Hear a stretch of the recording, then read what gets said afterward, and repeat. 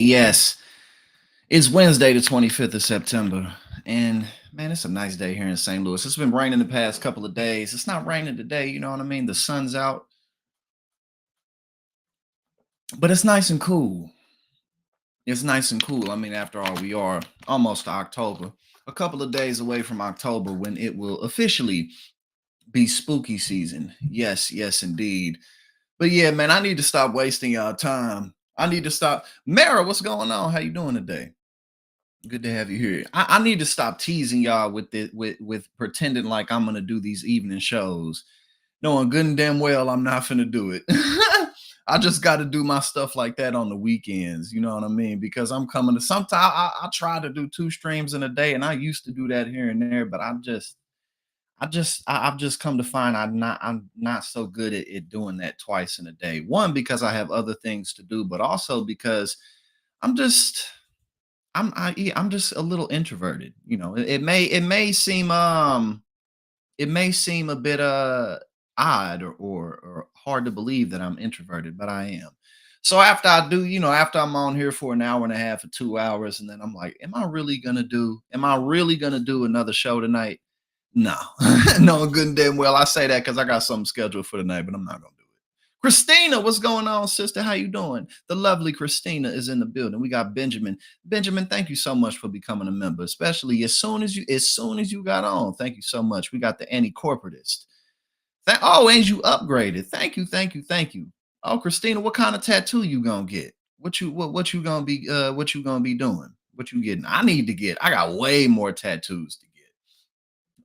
So yeah, but that can wait. That can wait a little bit. You know what I mean? But yeah, no, I keep like I like I've just come to find Libby, what's going on? Yeah, I've come to find I can do like if I'm on TYT twice in a day, that's different because I'm not talking the whole time.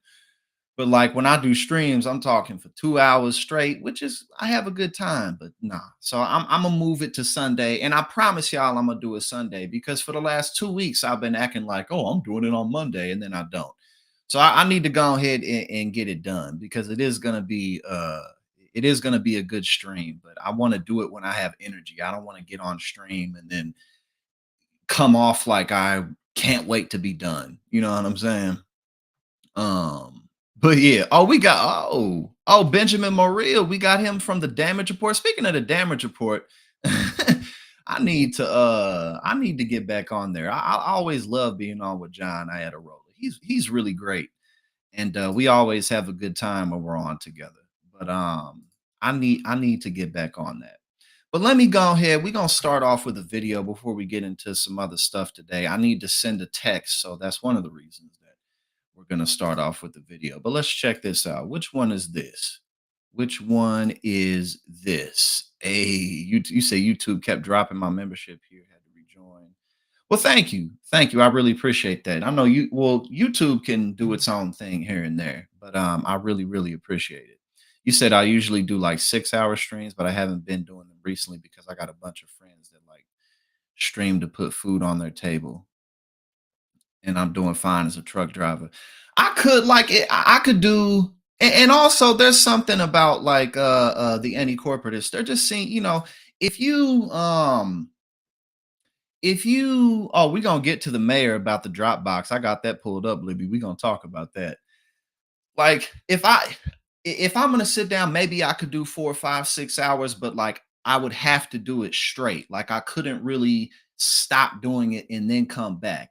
It kind of like if you're going for a run, like if you're going for a jog, like it's best to just go as long as you can and then stop, not to go and then stop and then go and then stop. Because once you stop, it's just not the same.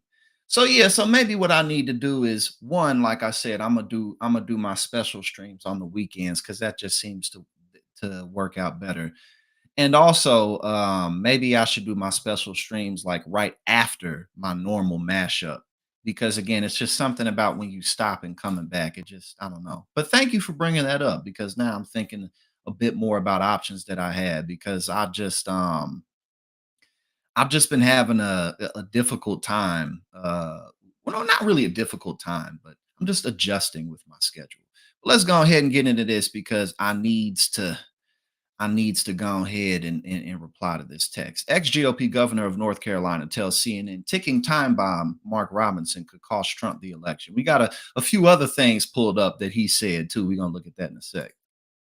And joining us now is former North Carolina Republican Governor Pat McCrory. And we should note you've been saying for a long time that, Robinson should not be running for governor. He shouldn't be getting this. You must be feeling a little bit like, I told you so in this moment. But I do wonder, we still haven't heard Donald Trump or his running mate, J.D. Vance, condemn Robinson's comments and retract the endorsement they gave him. Is it a mistake to say silent? Well, the fact of the matter is, for the past almost month and a half, the Donald Trump campaign has been avoiding him and not letting him on the stage until about 2 weeks ago, when Robinson kind of bullied his way up to the stage when sheriffs were invited. So he was kind of forced to shake his hand. So I got a feeling about a month ago, the Trump campaign was finding out that there could be some dirty laundry on Robinson. But the fact of the matter is, for over 2 years, most of us knew this was a ticking time bomb. In fact, Michael Whatley, who's now chairman of the National Republican Party, was chairman of the North Carolina Republican Party. And he probably should have given the president fair warning that this guy could be a future dangerous advocate for President Trump during his campaign. Yeah, because what you just said raises the question, why would Trump then endorse him if, as you said, you knew a while back he was a, quote, ticking time bomb? And just to follow up on my initial question, do you think now that Trump should come out and condemn him or retract his endorsement? Well, everyone's running from him, and I think it's a matter of time before even more information comes out. That's what the rumor mill is still saying here, and I think it's just a matter of time before everyone scatters. In fact, his campaign staff has basically already resigned. The RGA, the Republican Governors Association, is not going to be spending any more money on this guy. He's dead in the water here in North Carolina, and it's a sad commentary. But you got to understand, he was so popular with the base. I saw him speak. He was the most effective, dynamic, dangerous speaker I've ever seen in my political career. And he was very popular. He was so effective that he did commercials for U.S. Senate candidates. Negative ad against me for Senator Ted Budd. But now even Senator Budd, to his credit, and Tom Tillis are saying, you better prove that your innocence if you continue to plan to be in this race. Yeah, they're saying, show me the evidence that this is wrong. And you have to wonder how all of this will impact Donald Trump. I mean, he's in North Carolina for a second time in just a few days, right? I mean, that's no coincidence given everything going on there on the ground and how tight this election could be, especially as it pertains to North Carolina, which is always close. How worried should his campaign be that the Robinson scandal will hurt him in this election? Well, I know firsthand that when elections are close in North Carolina, every vote counts. I lost my reelection for governor by 10,000 votes out of 4.6 million. And this could make a difference. It only takes a few people going, I might not vote at all because of Robinson, or I might change all the way and just vote Democrat. So there's a worry. So Trump and J.D. Vance and the vice president are out here every day and have been. North Carolina really has always been in play. In fact, I just had someone knock on my door for the Trump campaign and hand me a flyer saying vote early, which is a big change in the Trump campaign strategy. So their forces are on the ground, and so are the Harris forces. So North Carolina could be the state that decides the presidential election. But how? Well, it definitely North Carolina is a state that Trump has to win, and if he doesn't, then it's pretty much over. So, but as we went over yesterday, and more as each week passes, the news is coming out that Donald Trump is barely campaigning and doesn't have much of a ground operation, which absolutely is going to hurt him. It can't help him in any way, and it's the reason why Hillary Clinton. The primary reason why Hillary Clinton lost in 2016, in addition to her just not being popular. So that's absolutely going to end up being a problem. We got Aaron in the building, out of context. The instructor, what's going on? What's going on? Um, But yeah, the anti-corporatist. That's what I think I'm gonna do. Again, I'll distracted gardener. What's going on, sister? How you doing? But that's what I'm gonna do because like I can't keep scheduling stuff and then not doing it. But I'll do stuff on weekends or I'll do my stream and then right after I'll get into it.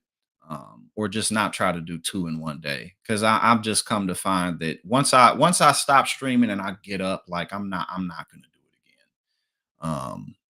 But yeah, you got to know yourself. All right, where we at now? We got what we gonna go into? So Eric Adams, the mayor of New York City, is definitely a strange guy. He's definitely a pretty strange guy. And from what I've seen, I don't really think he has that good of a chance of being reelected. The people of New York seem to not really be that big of fans of him. And he gets a lot of, well, the mayor of New York City always gets a lot of national recognition and attention because New York City is the prime city of the country, one of the prime cities of the world. But this is from AOC, who's calling for him to resign amid nonstop investigations. I don't think he'll resign. He probably won't. But I think that if there is any halfway decent candidate who runs against him, which there will be, I think that he's going to lose because he replaced what was his name? I don't know why I'm Bill. I don't know why I'm forgetting his last name, but the mayor of NYC before him, who was mayor during COVID, which he replaced him right after that. Rep. Alexandria Ocasio Cortez called for New York City Mayor Eric Adams to step down on Wednesday. In a statement to New York Times as well as a post to Twitter, AOC stated, "The flood of resignations and vacancies are threatening government function. Nonstop investigations will make it impossible to recruit and retain a qualified administration." She is the first high-profile Democrat to call for Adams' recognition. Here's a full statement. It'll go up to X. I'll just read it over here. Uh, I do not see how Mayor Adams can continue governing New York City. The flood of resignations and vacancies are threatening. Okay, we just read that. For the good of the city, he should resign. And I agree. Again, I don't think he will, but I agree. I think he should step down. Several members of Adams's administration, as well as people connected to it, have stepped down amid several investigations into the conduct at City Hall. Currently, the FBI is conducting four different investigations into Adams and city officials, including possible corruption and bribery and quid pro quo dealings with Turkey. Several officials, including Adams, have had their homes raided by FBI agents and had their cell phones seized. Earlier this month, NYPD Commissioner Edward Caban resigned from his position after his home was raided, as well as his twin brother, James Caban. The latter brother, a nightclub owner and former police officer, was seen as a fixer for Adams' administration, tasked with smoothing things over between police and popular establishments around noise complaints and other violations. Yeah, I think he's definitely going to lose his reelection bid. I think he'll definitely. Yes, Bill De Blasio. Thank you, Andy Corporatist. But yeah, I think I think he's definitely going to end up losing his reelection campaign. He's not popular nationally. He's really not popular in NYC either. Oh, okay. Now let's go ahead and get to the Alex Jones, and he's in a position now to where he has to liquidate his assets for the info wars. And you know what's I mean, among other things, one of the craziest things about this whole story with Alex Jones and this whole saga is he had 10 years to turn this around. He had 10 years to stop lying about the families of Sandy Hook. He had 10 years to apologize and say, "I'm sorry," but he never did it. He absolutely never did it. And this is why he's in the position that he's in.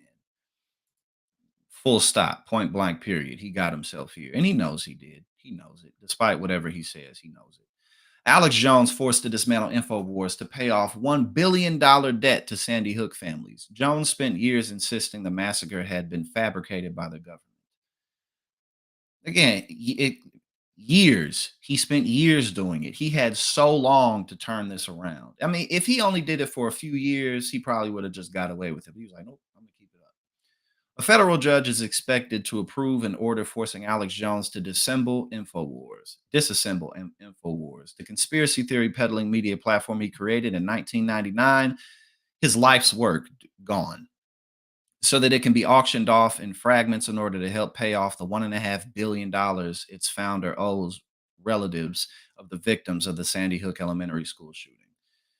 The auction, which U.S. bankruptcy judge Christopher Lopez in Houston is set to approve and will begin in November, will allow attendees to buy InfoWars' website, social media accounts, broadcasting equipment, product, trademarks, and inventory owned by InfoWars' parent company, Free Speech Systems.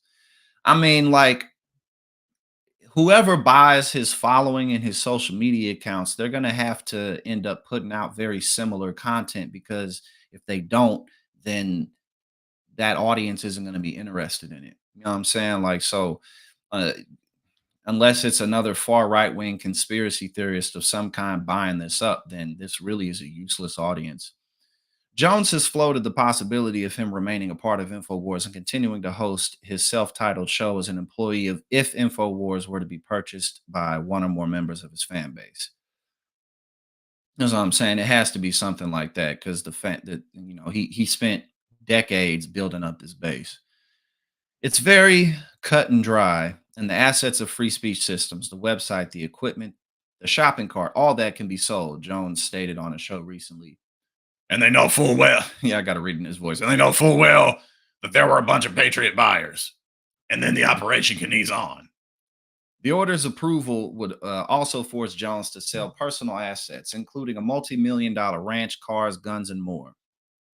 Man, this dude, he built an empire on lies and ridiculous conspiracies, and he ended up completely destroying it. I mean, he was living the high life. He was living good.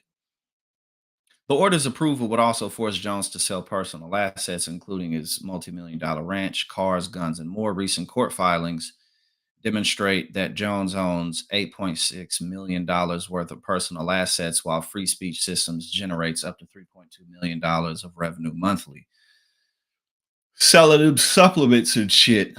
And in 2022, the families of Sandy Hook victims won about $1.5 billion in lawsuits against Jones for defamation and emotional distress after he insisted repeatedly for years that the tragedy had been fabricated in a government scheme to enforce gun control measures.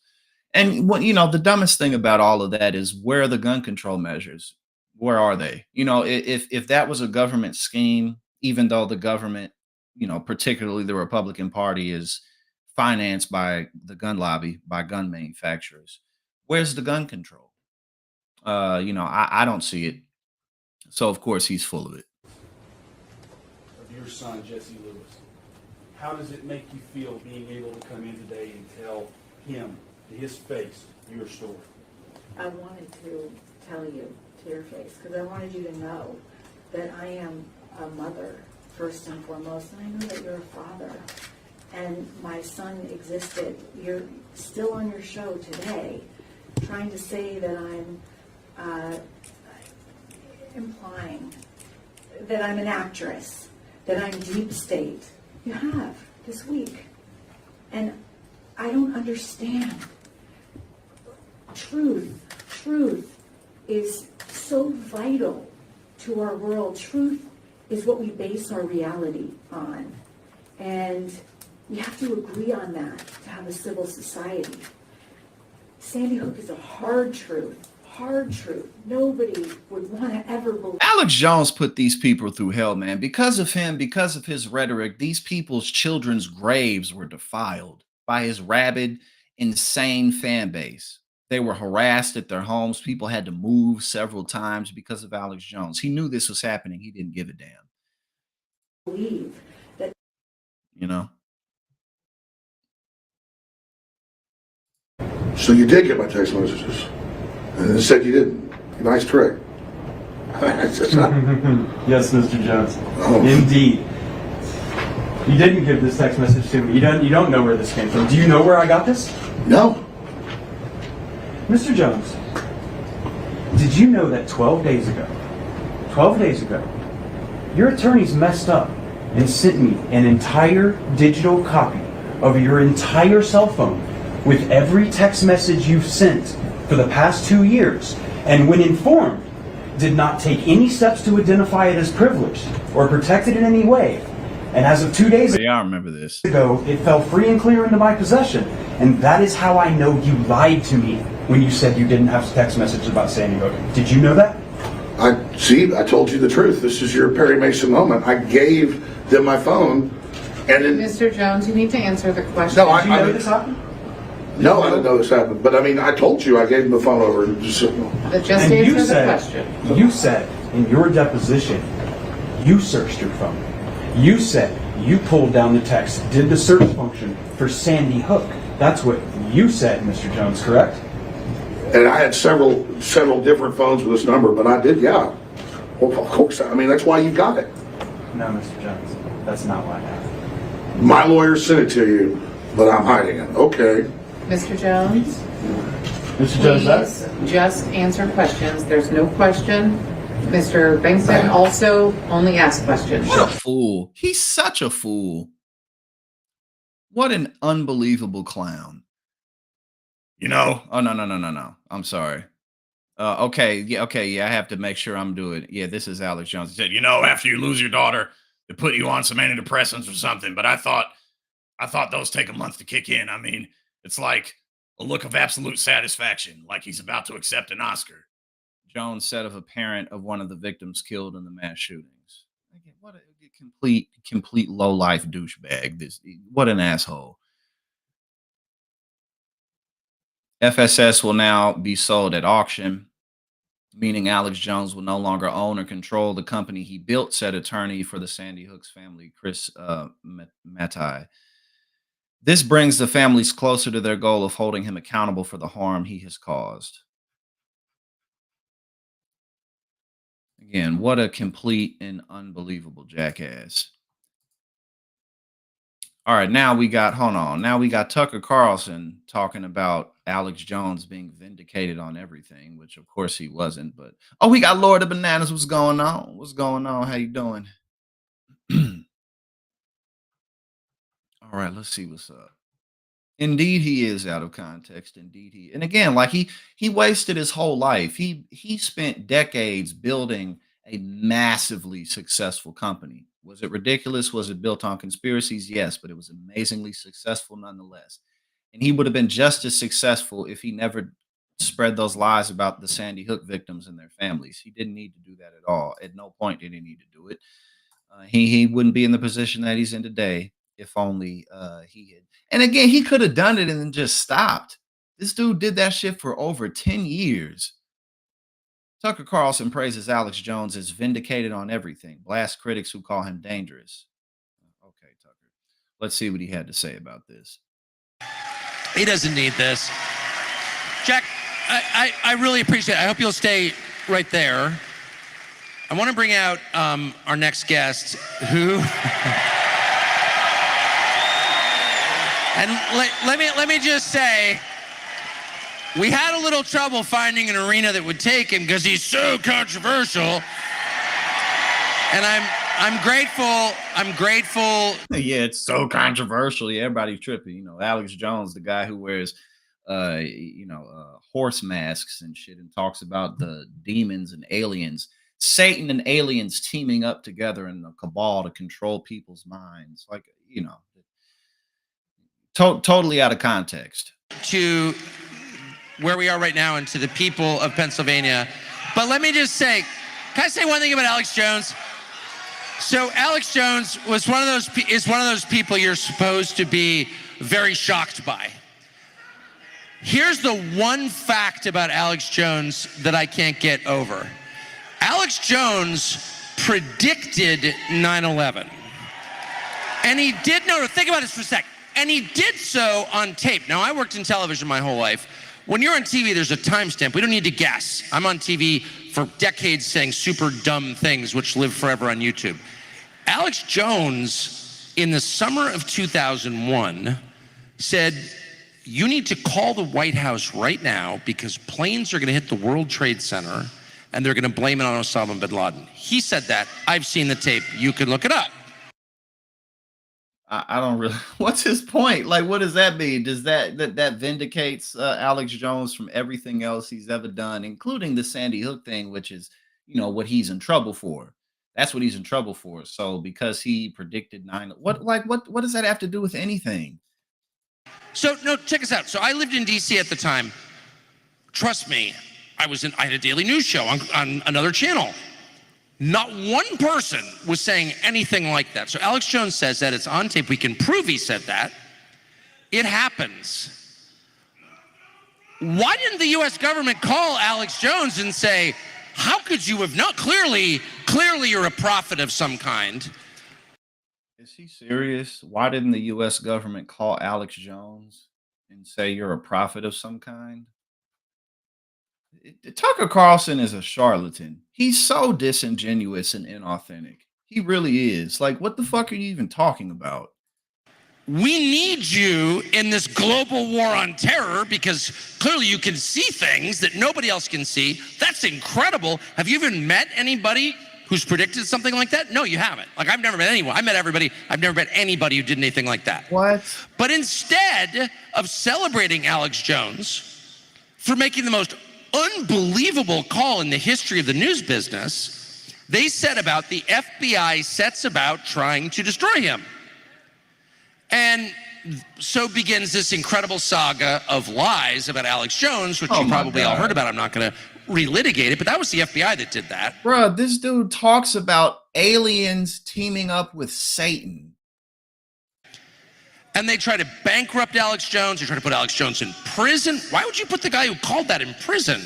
This guy is clearly on the side of the United States. He's trying to help our country. So that fact. Tucker Carlson is sitting here talking about something that Alex Jones, quote unquote, predicted in 2001. Bruh, 9/11 happened 22 years ago. That shit happened 22 years ago. Hey, this is so stupid. If there's only one thing you know about everything I said is 100% true, by the way. I'm not guessing about this. This is fact. If there's one thing to know about Alex Jones, it's that. And on the basis of that, I will always believe, and I will always say in public, that Alex Jones is the most extraordinary person I've ever met. Oh my God. And so I am proud to have him. Not having him here because it's like naughty, ooh, Alex Jones. It's like, no. I'm proud to know Alex Jones. I'm proud to know the person who tried to warn the country about the worst terror attack in our history and was persecuted for it. And with that, ladies and gentlemen, Alex Jones. It's so funny, going back to the point. That intro was too good. Well, it's true. It's true. Tucker's the best, not me. Tucker. Well, it's true, and it makes me mad, and it goes back to what I was saying earlier. It doesn't make you mad, Tucker. You're just full of shit. Earlier, that the only thing they're good at is seizing the moral high ground, and they try to make you ashamed of the best things about your life, like being married or having normal kids or not castrating your children or whatever, or knowing Alex Jones. They're like, oh, how can you know Alex Jones? And I'm sick of it. And I'm just going to say that Alex Jones is my friend. There's nothing to be ashamed of there. I'm not ashamed, and you shouldn't be either. They should be ashamed. He called 9/11, and they tried to put him in jail for it. So anyway, thank you. Well, thanks for having me. I got to say. Bro, what is Tucker Carlson talking about? They tried to put him in jail for predicting 9/11, some shit that happened 22 years ago. He's in the situation he's in now because he defamed a bunch of people who lost their children to gun violence. I love you. For 10 years. This is a beautiful state full of beautiful people. And when we get President Trump elected, all of us together are going to lift the curse off of this country, and we're going to send the globalists to prison. And it is amazing. It is amazing to meet all these great people, and whether they're black, white, old, young, to see the electricity in people's eyes that are populist and that are Americans and that love God and that love children and love freedom and hate tyranny. I can feel the strength in this auditorium at capacity in Reading, Pennsylvania. And like I told the globalists a long time ago, I don't know how all this is going to end, but if they want to fight, they better believe they've got one.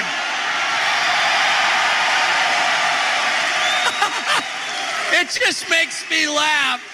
Alex Jones, so controversial. Love God, love America, love freedom. Oh, you're so radical.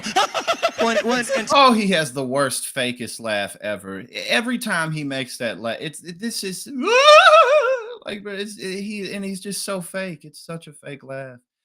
But again, Tucker Carlson pretending like he doesn't understand, the big deal with Alex Jones. Of course he does. Oh my God! But yeah, his laugh is Love God, love America, love freedom. Oh, you're so radical. Oh God, so bad. Tucker, Alex, the one thing I always give Alex props for that no one ever gives him credit for, Alex Jones has stood against war for 30 years every single day of his career. But I'm for the war peacefully with information against the globalists. The real war's here with the globalists and Soros and Obama and the New World Order and BlackRock. They've declared war on us, and we accept the challenge. We're taking the country back. Bro, what is going on? I mean, he's doing what Alex Jones is always doing, but my goodness. Against the globalists. The real war's here with the globalists and Soros and Obama and the New World And Obama. Order and BlackRock. They've declared war on us, and we accept the challenge. We're taking the country back. Amen. 1776. 1776. You tell them. No, you say it. The answer to 1984 is 1776. Wow, man. Okay, whatever the hell that shit was. All right, here we go. I don't know who the guy in the middle was. I feel like I've seen him before, but I'm not sure who that is. Oh, I don't even know what to say about that. But now let's check out Roseanne Barr, who was also at this event that Tucker Carlson was helping to host. Yeah, Looney Tunes. I'm not sure. I'm trying to figure that out. I don't even really have much commentary to give about it. I don't even know what to say. That was definitely interesting to say the least.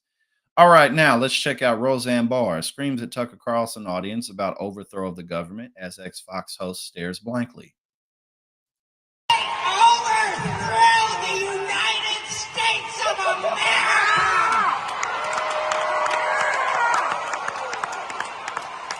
She got problems for real though. Overthrow the United States of America! They overthrew the United States of America. Bro, the right wing in this country is just completely bonkers, just completely fucking Looney Tunes, man. I mean, like the Republican Party really allowed the craziest elements of their spectrum of their party to take over the organization. Like, what is this shit? They overthrew the constitutional republic of the United States of America. And then they covered it up with their January 6th bullshit. Oh my God, yo.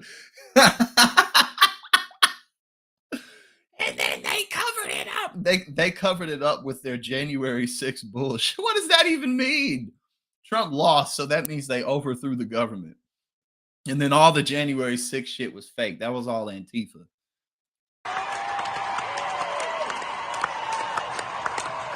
then they covered it up with their January 6th bullshit.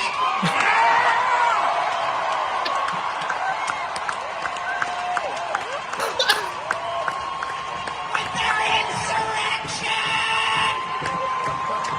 Yo, she's not okay though. But God, she's just screaming. She's not all right. With their insurrection. Their insurrection?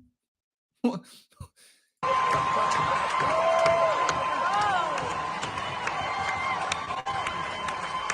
the first thing President Trump did, God bless that man, and I love him, and everybody knows it. I love him more now than I ever loved him, and I loved him pretty damn good.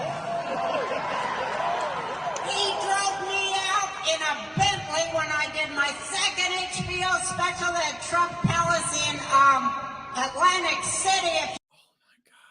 This is so embarrassing, man. Man, it really is a cult. This shit, I mean, we know this, but like, God, this shit is a cult. That's all it is. It is about the dear leader, Donald Trump. That's all it's about.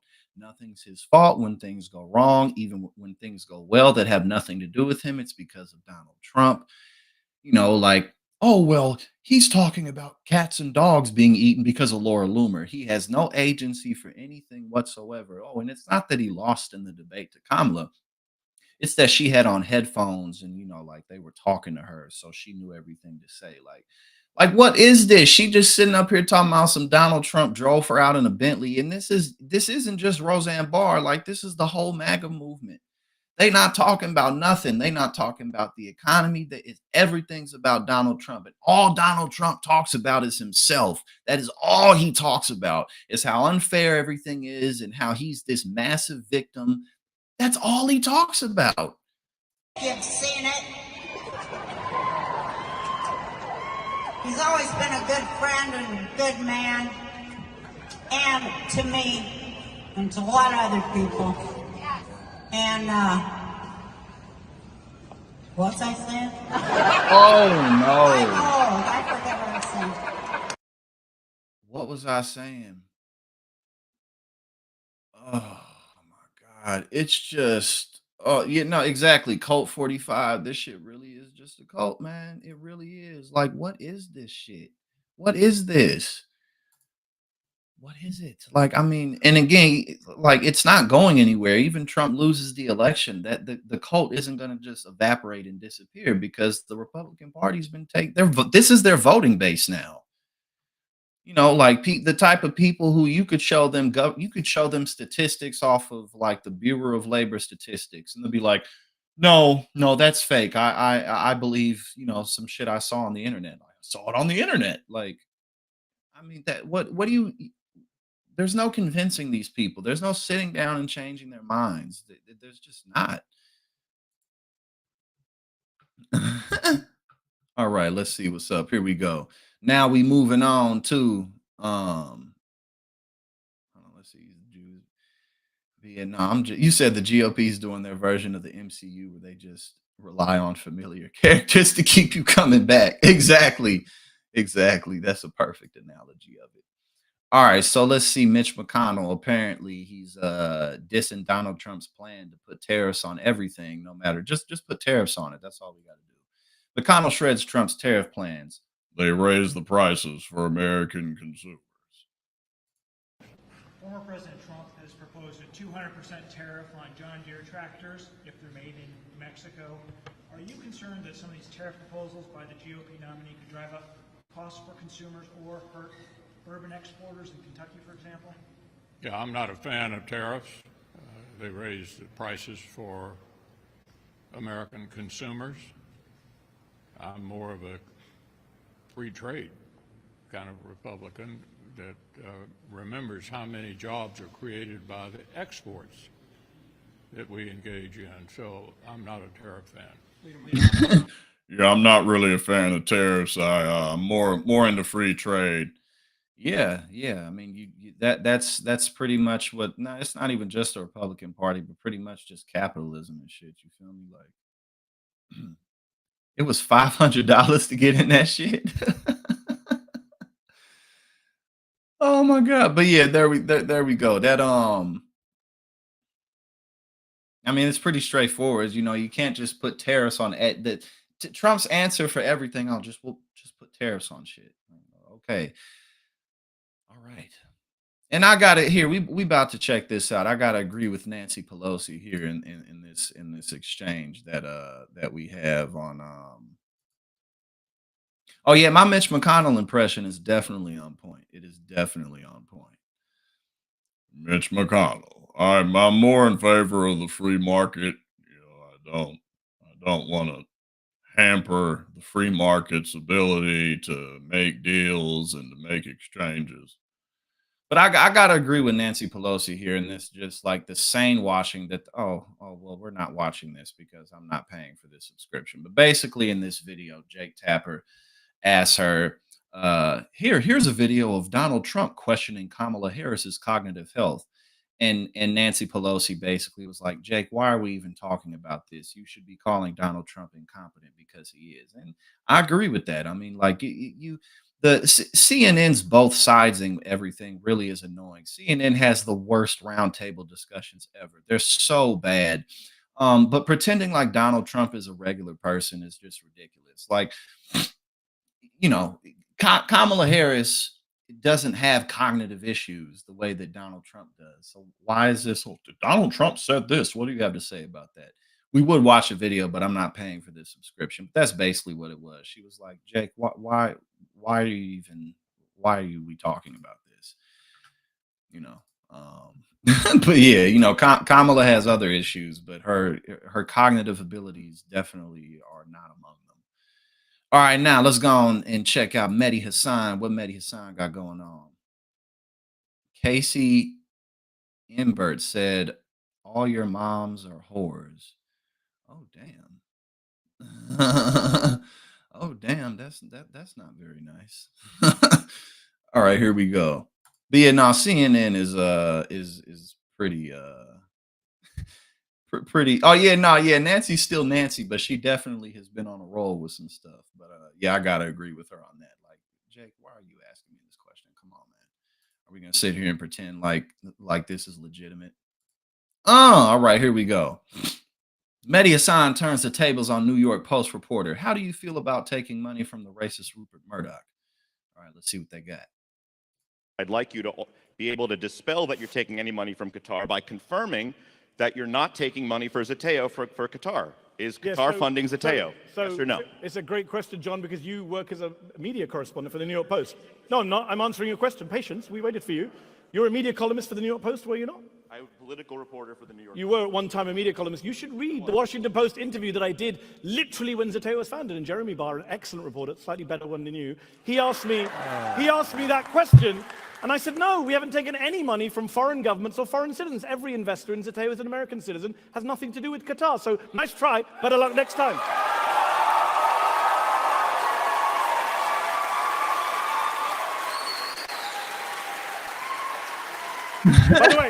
By the way, since we're all in the spirit of asking questions, how do you feel about taking money from the racist Rupert Murdoch every day? All right. All right. That was pretty good. He was like, man, get the fuck out of here with that. Mehdi Hassan is definitely one of the better journalists out here for sure, 100%. A real journalist. Oh, now we gotta go ahead. Hold on, we gotta get into we got a few more from Mark Robinson. Hold on, let me pull this up. I got let me see. I got a couple of these. Where is it? Where is it? Okay, here we go. I got a couple new things pulled up from about Mark Robinson, rather. Boom, here we go. But yeah, no, Mehdi Hassan is definitely one of the best to do it. Previously unreported comments by Trump-endorsed Mark Robinson revealed menacing smears. It's just more of the same shit. And again, the whole thing with Mark Robinson is like, it's not like he had some type of clean image and then all of a sudden we discovered the things that he posted years ago. No, it's just a continuation of the same old shit. More outrageous past comments have come back to haunt and battle North Carolina gubernatorial candidate Mark Robinson. The Republican lieutenant governor was busted last week for posting X-rated anecdotes and calling himself a black Nazi on a lewd online forum years ago. But the bulwark has learned that around the same time, Robinson also posted eye-popping comments on he just posts all over the place. So it's not just on the porn forums. You know, that's where he finds his community, in the porn forums. But it's not just there. But on political websites, he comments using his name and all of that stuff. You know, because isn't it funny as hell how that came back to bite him? Like, how could he possibly have known 10 plus years ago that this is going to come back to bite him in the ass? But you never know, man. Quote, he says, if the cops wanted to shoot an elderly black man, they should have shot Al Sharpton. Robinson commented in April of 2009 on a News One article about the civil rights activist and MSNBC commentator taking part in a police brutality protest. Closing his mouth would do this nation good. Okay, Mark, the black Nazi. There we go. So he's just playing the part. Obama is a blackface. Step in, fetch it. For liberal white America. Robinson posted that same month on the same site. He can't help but leave breadcrumbs all over the place. Hey guys, this is me. It's Oprah the Wicked Witch, leading the way to sexing up the children. What? Oh, this dude is such a creep, man. Why are you? He commented on News One a few days later. This dude is what a loser. What a loser. How easy it is to find your comments all over the internet because you're an idiot. Well, there we go. Hold on. Let's see what's up. Let me pull this up. Do we even I'm skimming through this real quick.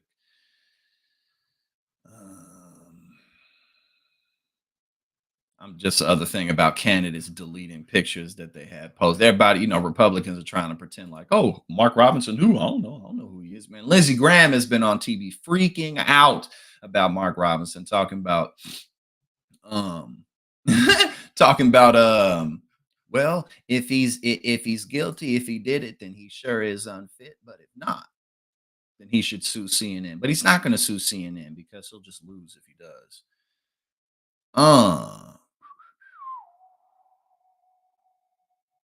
Jackson has said, isn't it hilarious? It's just like Casey Imbert or whatever. Like these people are like pretty much all the same. They try to trigger people, but it just it doesn't really work. What does he say? He says, you look like Jaundice Jackson. I don't know who that is. Do you have AIDS? No, I don't have AIDS. Jackson has sex with animals. No, not quite. What else did he say? You are all retarded, like Down syndrome retarded. Soul Life eats cats like the Haitians.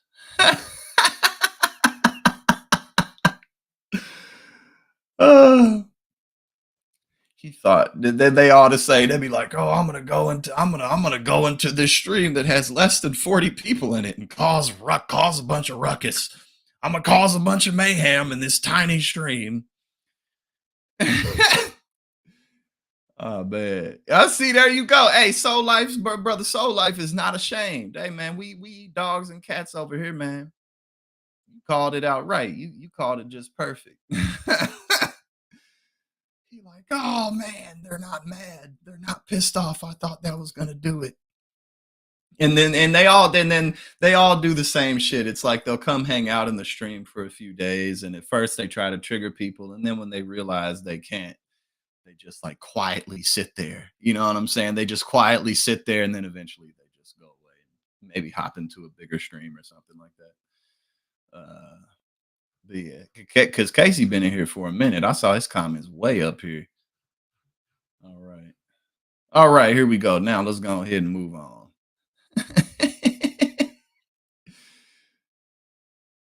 All right. Again, just more proof that Trump cultivated a base of the dumbest people in the country. Like this is the majority of his base. People are just like, oh, everybody's gay. Everybody's gay. You're gay. Okay, man. All right, now let's go ahead. It looks like Kamala will be doing. Yes, Dora, go ahead and do another dab for Casey. Do another dab for Casey. I'm going to do me a dab after this stream for Casey. Thank you for blessing us today.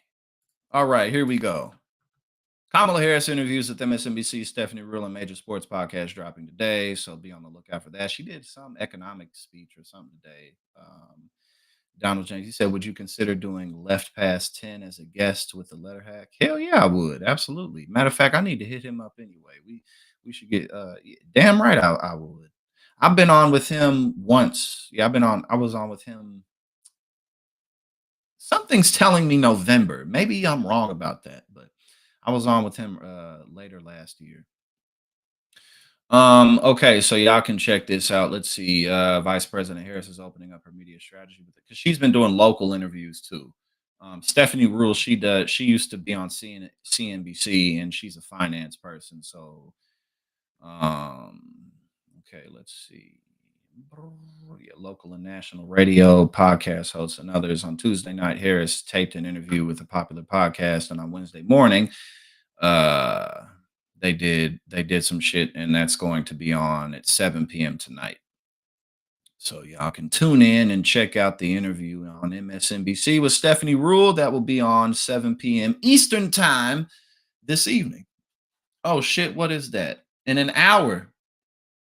Well, yeah, in an hour it'll be on. Boom, boom. Okay, so y'all can check that out if you want, but even if you don't, I'm sure we'll check out clips from it. But I mean, primarily it's the same message. That's about it. You said November of last year. Yes, I was right. I was right. Something in my mind was like November. I don't know if I read that or something. But yeah, no, I definitely got to go back on there. The letter had he's a cool dude, and on top of being a great artist, he's just a cool dude. Yes, I still got that mayor story. Matter of fact, let's go over that right now before I get into some of this other stuff. Thank you for reminding me. Let me pull this up. Where is it? Wisconsin. Let's go to Wisconsin. Thank you for reminding me of that, Libby. Your mom gets trains run on her at the bar. Casey must be like 14 years old. There's no way Casey's an adult because these jokes are so juvenile. Your mom gets trains run on her at the bar. Like what? Your hair looks like diarrhea. Okay. This motherfucker got to be like 13 or 14 years old. Your Jackson, your hair looks like diarrhea. This motherfucker said diarrhea. Shut your 17-year-old ass up. You fucking clown. All right, here we go. Wisconsin voters enraged after Republican-backed mayor tears down ballot box. All right, so what's up with this? What is my man's doing? We're just moving it inside to make it safer. No, you're moving it inside because unless you all cheat, to historic levels, Trump's going to lose, and you know that. So, that's why you're doing it. All right, now let's read. On Tuesday evening, a rally was held outside Wausau, Wisconsin City. I can't read today. City Hall to protest Mayor Doug Diney removal of a ballot drop box from the same location 2 days earlier. Attendees of the rally demanded answers from the GOP-backed mayor for his actions, which were publicized by photos and surveillance footage catching him in the act. Who is he to think? How dare he take away this ballot box? Stated Wausau resident Fred Teeley. And it's against the law for him to do it. According to Diney, the box, quote, was relocated to a safe indoor location until certain issues that the clerk is aware of are addressed. Oh yeah, because we just gotta move it inside. Because what issues? It's just a fucking drop box. Like what issues? No, the issues are you don't want people voting because Trump's gonna lose. That's why you're doing this. So yeah, here we go. An activist who organized the rally, Nancy Stencil, alleged that the removal was part of a wider scheme to suppress votes. Indeed, it is. The city of Wausau is just trying to confuse the voters, make it harder for people to vote, and undermine our elections. Indeed, they are, because that's the Republican way. The Wausau Pilot and Review reported City Council President Lisa Rasmussen's call for a public apology from Diney. Quote, I have huge concerns about this behavior as there is no place for elected officials to manage, alter, or tamper with drop boxes, whether they agree with their use or not. Rasmussen said, quote, I have voiced my concerns to the mayor about his conduct and requested he return the box and issue a public apology to the clerk and the community, as his actions violate the public trust and likely also the law. In a statement provided to News Channel 7, Mayor Diney defended his actions by asserting that he was doing his duty. Quote, I was hired to tighten things up at City Hall. This action is consistent with my overall position and what I heard from residents when I was knocking on doors. I was uncomfortable with certain staff actions that ran counter to previous agreements I had with the clerk on the matter. I too am researching legal opinions, said Diney. City Clerk Caitlin Bernard is working with the Wisconsin Elections Commission to determine if any laws are broken, which will in turn determine how law enforcement proceeds regarding the situation. Like, I mean, what again, it's just a Dropbox. So like what people just put ballots in there. Like, what do you, oh no, there's gonna be a bunch of illegal, undocumented immigrants putting in ballots. They're just gonna walk up to the ballot box and because that's what undocumented immigrants do constantly.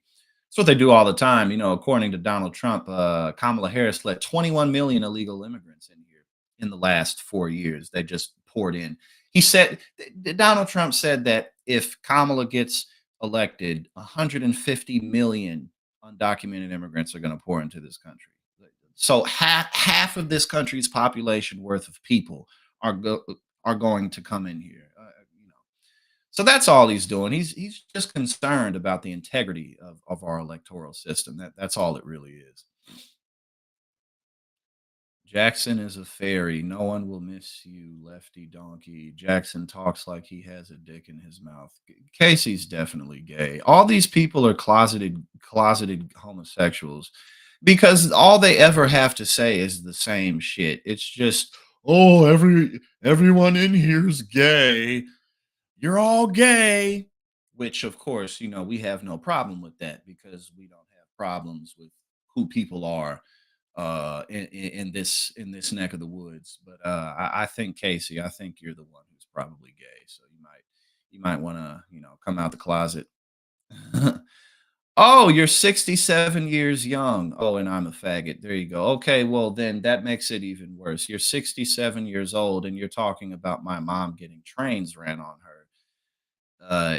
You're 67 and you never grew the fuck up, and you're hanging out in a chat that currently has less than 30 people in it. Oh god, you got pubes on your face. You're fucking 15. Are you really 67? Are you sure about that? Are you sure you're 67? Because you're talking like a fucking adolescent, and you're not hurting anyone's feelings. Jackson talks like he has a dick in his mouth because I know what that's all about because Casey talks with the dicks in his mouth all the time. So he understands what that shit sounds like because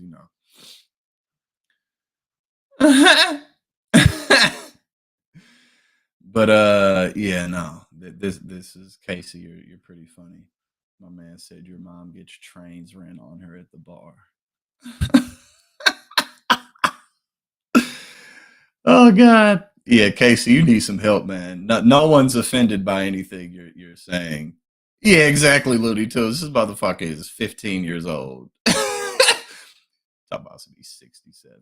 And again, they all do this. It's always the same shit. It's always, I'm gonna come in here and I'm gonna call everybody gay. Okay, man. All right, let's get to it. Let's keep it pushing. Where we at now? We got, what is this? Fox News rejects Kellyanne Conway's defense of Trump's. All right, let's see what's up with this. This is on Fox. This is on Fox News. Oh, my man's Alonzo with the save. You know what I'm saying? With the save. Casey in here like, they're not mad. He failed in his mission to make people as miserable as himself. It's not working. All right, let's keep it up. Let's check this out. Fox News analyst rejects Kellyanne Conway's defense of Trump's economy speech. All I heard were attacks on Harris. But yeah, no, Casey, we don't discriminate over here. You know what I'm saying? We're a big, happy, loving, and accepting family. Hopefully you can become a part of it. We have sort of a very vague economic plan from Kamala Harris. I want to build an opportunity economy. Yes. Trump did go off topic a little bit, but for an hour at least, he's talking about very specific plans for the economy. Yeah, I think the topic is the American economy, jobs, opportunity, prosperity, but he got very granular. Kamala Harris, John, is trying to outrun her past, and Donald Trump's channeling his as president. He's bringing us back, and he's saying, my dereg agenda, where 7 regulations out for every new one in, which really crushes manufacturing. Manufacturing in this country is a heart and soul. It's almost a $3 trillion business. They suffer disproportionately from regulations. And the fact is that if American manufacturing were an economy, it'd be the world's 7th largest. It's such a huge part of the American economy and the job production. But he got very granular. He said, look, she's against fracking. I'm for it. We're going to drill, baby, drill. But then he went further. He said, we're going to be an and war. We're going to end this war on fossil fuels. We're going to have Putin stop sourcing energy to Europe, including Eastern Europe. We were the next exporters of natural gas and oil for the first time under President Trump. I like what he's doing by explaining his tariffs, because some people say, well, you can't do that. It's not just a negotiating tool. It's an incentive to bring that industry back here. Look at the two signs behind him. Made in USA. Autos, certainly, manufacturing, but also he's saying energy is under our feet and off our shores. You want something made in the USA? We can do that. The second sign said 15% corporate tax rate. People say, oh, that helps the corporations. When he reduced the corporate tax rate from 35% to 21%, which was lower than the OECD average of 23%, it leashed economic prosperity really for everyone. Those companies gave better benefits, better wages to many of their employees. They invested in research and development and inventory, and he wants to do it again. And it's a challenge to Kamala Harris to stop talking in generics and be more granular. So something new that he brought out today was this idea of incentives for foreign companies to locate here on U.S. soil. Bring manufacturing plants here, saying, hey, we will give you the world if you come here, but if you don't come here, we're going to throw tariffs on you. The Tax Foundation found that the tariff plan adds about $625 in average taxes to American families. What do you think of this new idea of sort of a carrot and stick approach, if you will, to bringing manufacturing onshore? You know, we've tried some of this before under President Trump, and the trade wars had a terrible effect on manufacturing here in the United States. And that's why we saw manufacturing in the United States went to its lowest level in more than a decade under the Trump administration in the past. You know, Kellyanne said he got granular. I'm still waiting for the grain here, the granular pieces, because to me, this was a speech in which he's trying to set out new policy, I guess. And, you know, Harris is narrowing the gap in terms of people saying who's doing a better job, who would do a better job. Okay, I wasn't listening to anything. I was texting. So we're going to move on. Okay, so we're going to get into this. A top Muslim voter organization endorsed Kamala Harris as Middle East conflict escalates, but with some conditions. And this is important too, because this is going to be Kamala Harris's toughest issue. Because at the end of the day, hold on, you said Casey's okay. What we got? I'm not trying to upset anyone, just object truth. Yeah, I'm not trying to make anybody mad. I just go into people's streams and I call people gay because my gaydar is perfectly tuned in. I'm an expert on the gay shit. I know a gay person when I see one. As soon as I walk into a building, my gaydar just goes crazy, and I know everybody in here. I know he's gay, he's bisexual. I have so much experience. Like, dude, my man said. My man said, "I'm not trying to upset anyone, just to object truth. I'm just an expert when it comes to homosexual activity." Dora likes it up the ass. This dude is talking about some. He's 67. Motherfucker, you know your ass is 15 years old. Soul Life eats dog poop. Oh my God, you're a fucking teenager. You're a teenager. The fluoride turned you and the frogs fags. Oh God. Yeah, bro, you're a teenager. You're definitely a teenager. Yeah, there we go. Mama, he said he looks like a predator if he had Down syndrome. My man's gay. Yep. my man's gaydar. He like, oh, I know. This dude is funny as hell. No, no, Alonzo, I don't think you're the only gay in here. I'm pretty sure you're not. Yeah, Casey, go ahead and subscribe to my OnlyFans. Check that shit out. You know what I'm saying? Go ahead and see if your gaydar is working on there. You know what I mean? It's a whole big happy community up on my OnlyFans. So you can go ahead and check that out. Uh, oh yeah, yeah. We'll definitely end up modding it. Once the stream gets a little bit bigger, we'll have mods and stuff like that. Because sometimes we can get flooded. Cunt nuggets. Oh, you're 15. You're 15, bro. You're 15 years old. You're fucking 15. Oh yeah, I mean, hey man, like I said, Dora, we don't discriminate around here at all. We don't discriminate at all. Casey says I don't want AIDS. Well, Casey, they have a thing called PrEP now. You know what I'm saying? So you ain't even got to worry about that shit no more. You can just go to the doctor, get you a script for some PrEP, and you ain't got to worry about it. You know what I'm saying? You can do your thing. You can raw dog all over the motherfucking place, and you ain't got to worry about it. So go ahead and go to the pharmacy, get you a subscription, get you a prescription. You know what I mean? And you'll be good to go. All right, here we go. Now, let's get into this because again, this is going to be Kamala's biggest, worst issue, really. Um, Mostly because the United States and Israel are top allies with each other. That's really the main reason, above anything else. It's about the United States is fully behind Israel. So, in order to break away from that in any type of meaningful way, um, it's going to take a lot of political capital and it's going to take a lot of pressure on her. But let's read through this again because this is the group that she's struggling the most with. And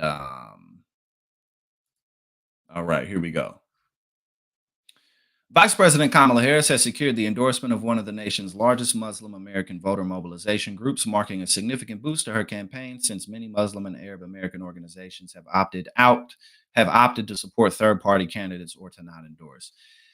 Engage Action, excuse me, the political arm of an 18-year-old Muslim American advocacy group, endorsed Harris's presidential campaign on Wednesday, saying in a statement provided first to the Associated Press that the group recognizes the responsibility to defeat Donald Trump in November.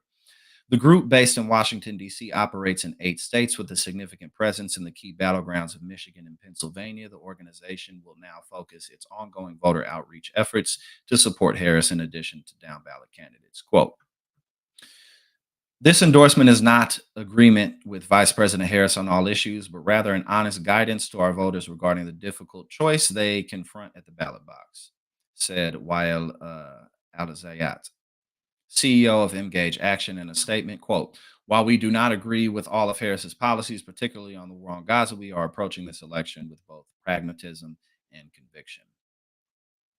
And it's also it's also not just good for Kamala's chances, but it's also good that they're doing this because it gives them more leverage to hold her accountable. When you got some skin in the game, you have more of a say. It's kind of like, hey, I helped you get here, so you got to look out. You got to take into consideration when you don't have skin in the game, when you don't endorse, when you don't, do anything along those lines. You don't really have as much leverage, and this is with anything, politics, business, relationships, anything. If you don't have skin in the game, you just don't have as much of a say. So again, this is really going to be Kamala's worst issue, and what I'm happy about is that now they have. Oh yes, indeed, Elisa, I do have an OnlyFans. It's popping too. But now again, there's just a bit more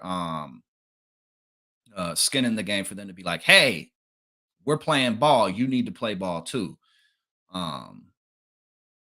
But yeah, this is you sucked more dicks than Kamala Jackson. I probably did, honestly. Now that I'm thinking about it, I'm sitting here thinking. All right, here we go. Let's see. Let's continue. Where were we? The endorsement follows months of tension between Arab American and Muslim groups and Democratic leaders over the Biden administration's handling of the Israel-Hamas war. Many of these groups, including leaders of the uncommitted movement focused on protesting the war, have chosen not to endorse any candidate in the presidential race. The conflict in the Middle East has escalated since Hamas's October 7th attack on Israel, which killed approximately 1,200 people. Israel's offensive in response has killed more than 41,000 Palestinians, according to the Gaza Health Ministry. Israel in recent days also has expanded its air campaign against Hezbollah. Speaking of that, man, Netanyahu is out of his goddamn mind. He really is. And he's making it harder and harder for himself to be supported by much of anybody.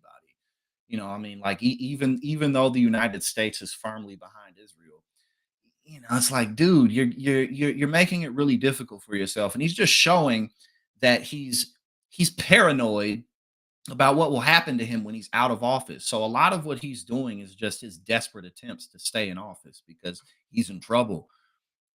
He really is, and Israel's not doing well right now. And again, I'm definitely, this isn't an issue that I talk about a lot, mostly because I just don't really see myself as the best source of information for this type of stuff. But just generally speaking, again, this is not obvious. This is obviously good for Kamala's chances with the Muslim American vote, but also this gives the Muslim American vote more leverage to hold her accountable and be like, look, we helped you cross the finish line. Next time, we won't do it at all.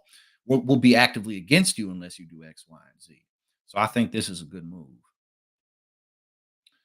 In an interview ahead of Engage Action's formal announcement, Al-Zayat described the decision to back Harris as excruciatingly difficult, noting months of internal discussions and extensive meetings and outreach with Harris's policy team and campaign. I'm sure, I'm sure this was a very difficult decision, because again, I mean, the Muslim American community rightfully is very, very unhappy with the Biden administration and just again, America's overall position with being firmly behind Israel in general. So yeah, this is a big deal and something that Kamala absolutely should not take lightly. This is something she should take seriously. This is something that she should take cautiously. Again, because now it's not just a group of people who aren't endorsing you and aren't going to vote for you. Now this is a group of people who are a part of your voting block, who are a part of your constituency. Because they're a part of your constituency now, you gotta play ball. You feel me? Like you can't just ignore them. So this is a strategic move. Hopefully it bears some fruit. We owe it to our community, despite this pain, despite the emotions, that we are one organization that is looking at things in a sober, clear-eyed manner and just giving our voting guidance. And again, and the other guy, the other guy, Donald Trump, while Joe Biden's Israel Gaza policy has been shit, the other guy, Donald Trump, is the one who let's put in a Muslim ban. And in regard of the Muslim ban, also, he wants to bring the Muslim ban back. He uses Palestinian as an insult for people. He calls Chuck Schumer up. He's a Palestinian now. But yeah, hold on. So Life, you say his support is going up in Israel despite the occasional protests. He's building the greater Israel, including all of Israel, Palestine, Lebanon, Jordan, most of Syria, most of Iraq, most of Egypt, as well as Kuwait.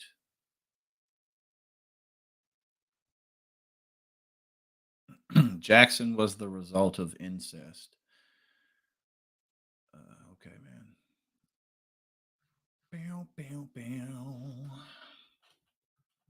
But yeah.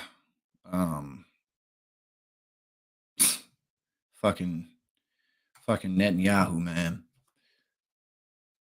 Dude, he really is out of his mind. Okay, what is this? Do we even need to watch this?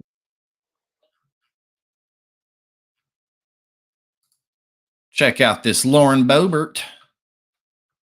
Lauren Boebert. Here we go. And the Republicans are bringing back the old classic.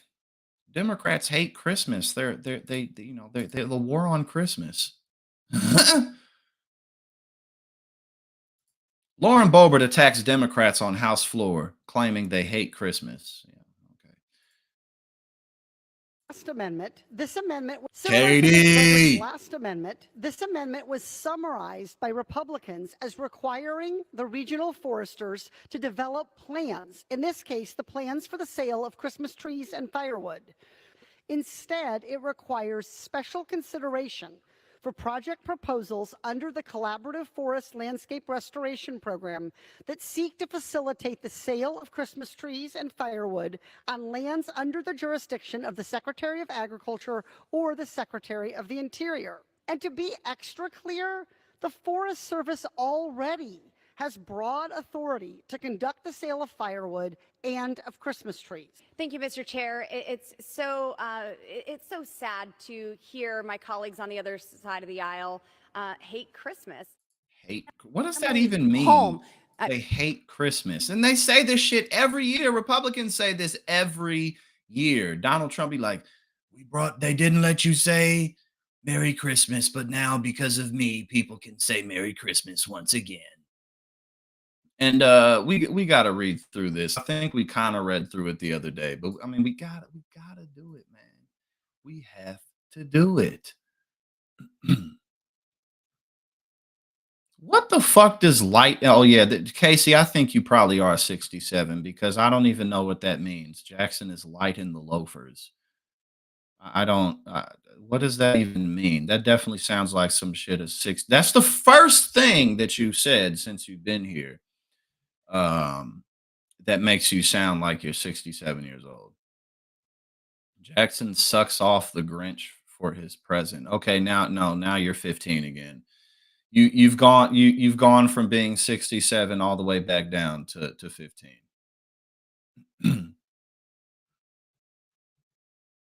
All right, where we at now? What we got now? We gotta read through this, man. We gotta read through this. This beautiful message from Donald Trump about the ladies.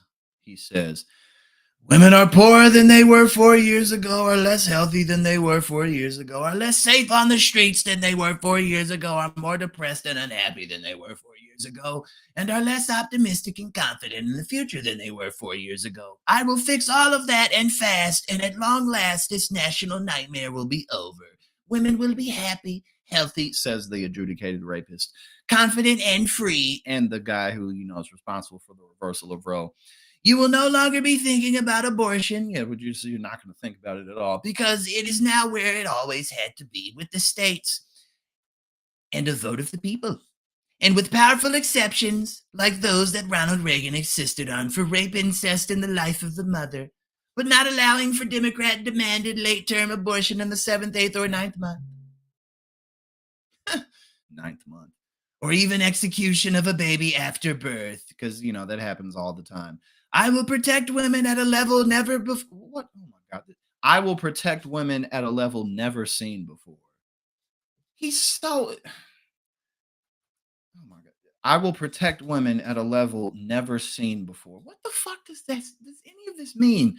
They will finally be healthy, hopeful, safe, and secure. Their lives will be happy, beautiful, and great again. Yo, this guy's really out of his mind. Clearly we knew this, but damn, this guy's out of his mind. I will protect women at a level never seen before. Okay. All right. All right, where we at now? Dora shits on Jackson's chest. All of these people are degenerates, man. Like they call people all these other things, and it's like, damn, bro, like you sitting in here thinking about people getting their chest shit on. Like, what the fuck type of shit do you, Jackson? You're just retarded. God, Donald Trump has the dumbest people in America. Truly the dumbest people in America. Oh my God. It's not a bald spot, actually, it's a part. You see, these are hair parts. It's just a hair part. Like these are really and he's been in here for like an hour too. He's been in here for an hour. My man said Dora takes shits on Jackson's chest. He's sitting over there thinking about that shit. Oh, it would be so hot if someone crapped on Jackson's chest. Let me project it outward. Let me talk about that. Everyone's gay, but not me. I'm not mad, bro. I'm not mad. And I lick ball. Casey, come out the closet, man. I'm not bald either. You see all this hair go, it keeps on going down. It keeps on going down. I got the Pippi Longstocking thing going on. You know what I mean? And you lick balls. Jackson, you lick balls. Jackson licks balls. What if I did? Oh, these motherfuckers are hilarious. All right, let's see. Now we got where are we now? Oh, I know. Jackson, you lick balls. All right, here we go. Now, birth control is poison. Okay, this is how we're gonna, MAGA group spokeswoman details plan for Trump to win females. Woo! Man, Donald Trump's gonna get his ass kicked, man, in this election. The spokesperson for Charlie Kirk's Turning Point Action Group expects Robert F. Kennedy Jr. to help former President Donald Trump to win over females because she said birth control was poison and men in the U.S. don't have sperm anymore. Yeah, it's just gone. We don't have sperm. Let's listen to it straight from the horse's mouth.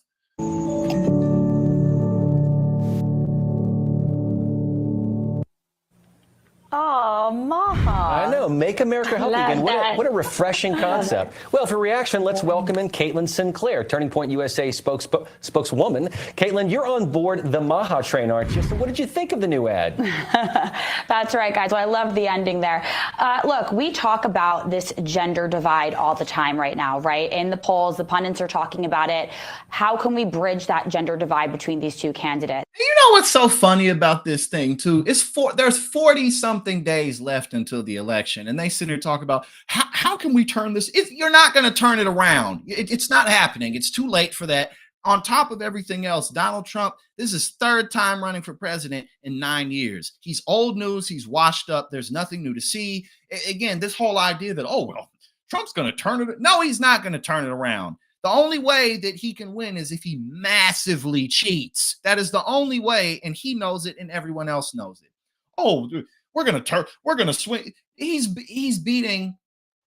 Kamala's beating Trump with the women vote by like over 30 points. Like, you're gonna turn that around? Are you kidding me? With 40-something days left, these people, they're delusional. They're completely delusional.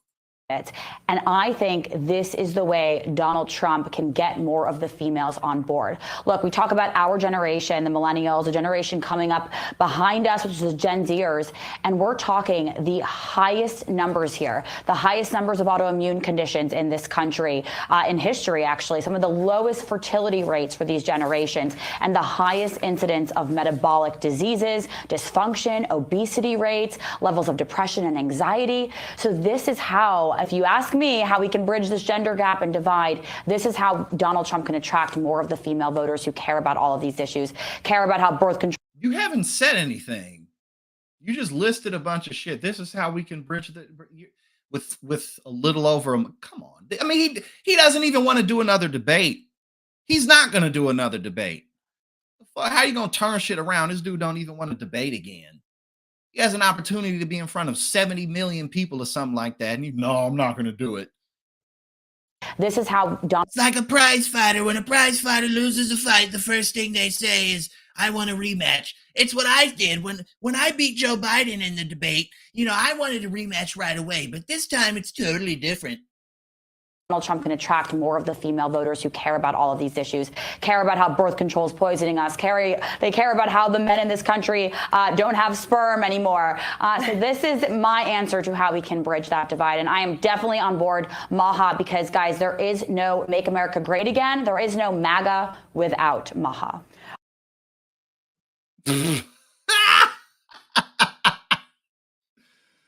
Oh, my God. Actually, I don't agree. I don't think this election is going to be that close. I really don't. By every metric, you know, whether it be polling, money raised, voter enthusiasm, voter registration, Kamala's blowing him out of the water. And also, newly registered voters are not polled. So again, we gonna figure out. But I really don't think that this shit's gonna be all that close. Donald Trump is not an. The only reason Donald Trump, well, one of the only reasons Donald Trump got 75 million votes last time is because he was the incumbent president. He's not now. So again, we'll see. But I'm with each passing day, I don't, you know, again, even with the youth, like Kamala's youth vote, everything, like everything she's destroying them with. But we gonna find out. We will all find out soon enough what happens. But I don't think I think she's gonna win this pretty easily. All right. Do we? Oh, we got okay. We got Hollywood is shaking. All of Hollywood is shaking over over what Diddy might drop, over the tea that he might spill. Jackson likes to encourage the murder of children. Yeah, I sure do. I do that all the time. I do that shit all the time. That's what I live for. Um.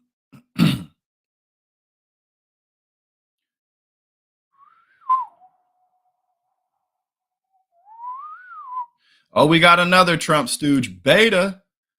Is this the white dudes for all these motherfuckers are the same? Like you're all the same. They're like, oh, let's try. We're gonna trigger them by saying the same shit that we all say. Oh, you're gay. Okay, beta male.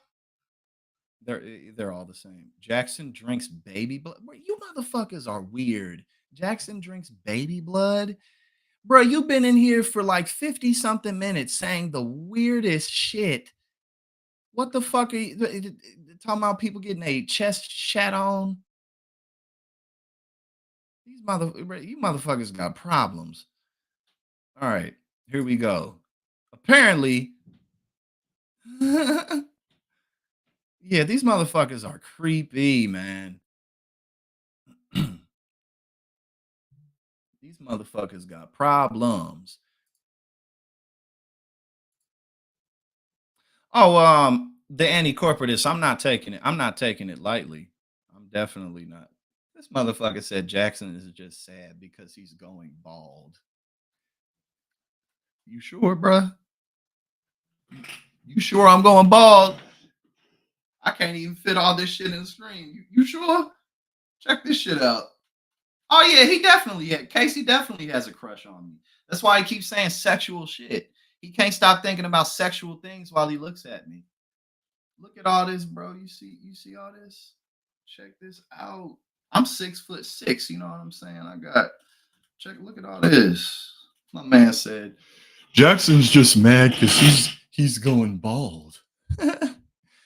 But yeah, no, I'm not taking things lightly at all. I just think that if people go vote, which it's looking like they will, I think she'll win. But again, we are gonna find out. We will find out. That's diarrhea. Yeah, Casey, you're 15. You tried to say that you're 67 earlier, but you're definitely 15. Diarrhea. Oh, diarrhea. Poop. Oh, poop. Oh, it's so. I said poop.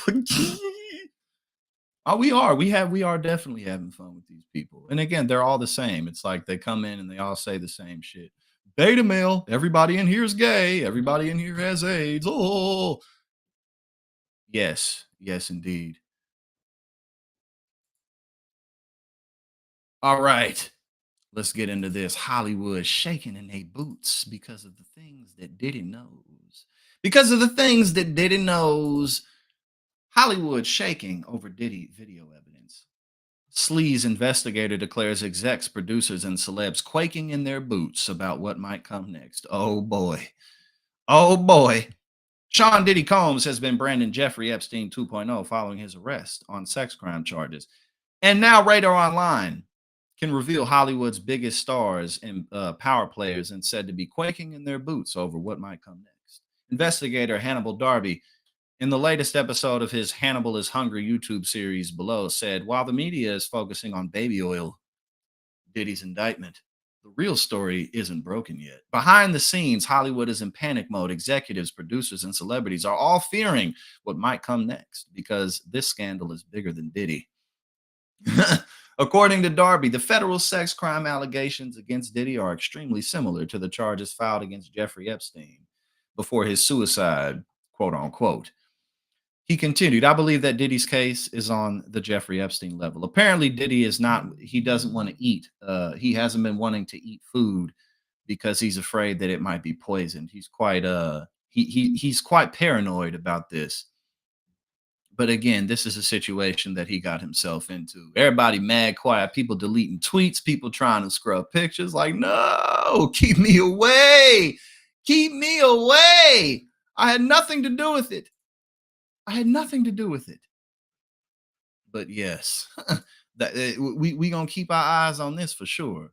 You said, did he ever get that second bail hearing? Generally, I'm not sure if he did. I know he was like extra super denied, but I don't know if he did get that uh, second bail hearing. Oh yeah, Jackson sucked off Diddy. Oh. You're not 6'6". I actually am 6'6". That's the other funny thing too. Like whenever people like, and I mean, I'm just getting started with this type of shit, but like these right wing losers, like Casey and the whatever the tar guy's name was who came in here, like they're like, oh, you're a beta male, and then like I tower over them, and like I have an 8-pack. I've been super athletic, one of the nicest bodies anybody's ever seen, and women all over the world are all over me.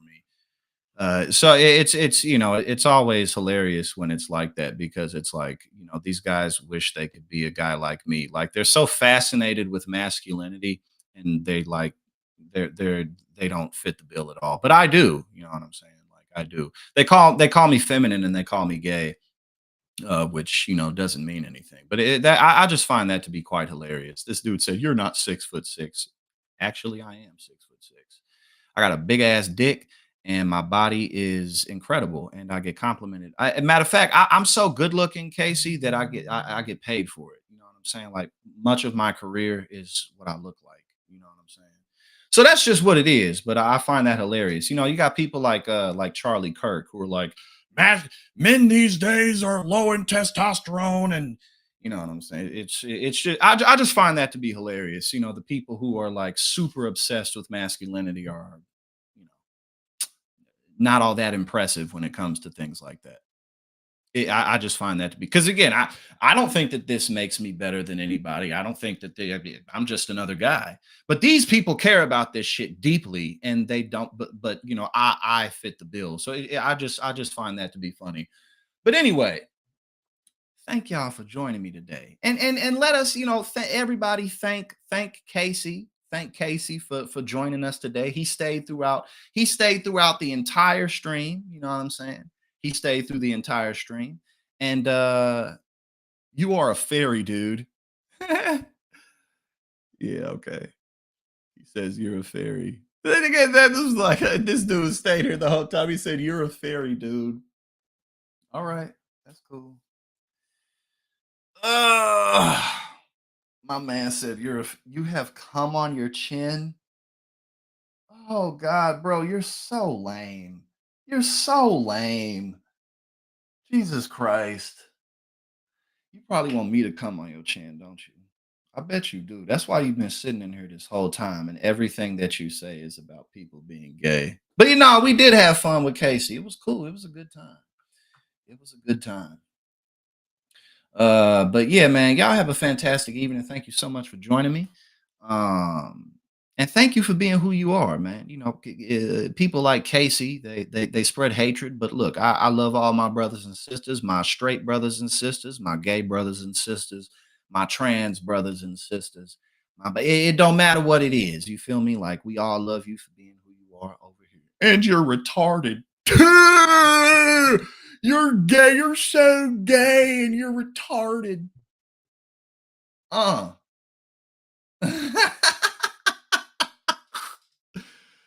All right.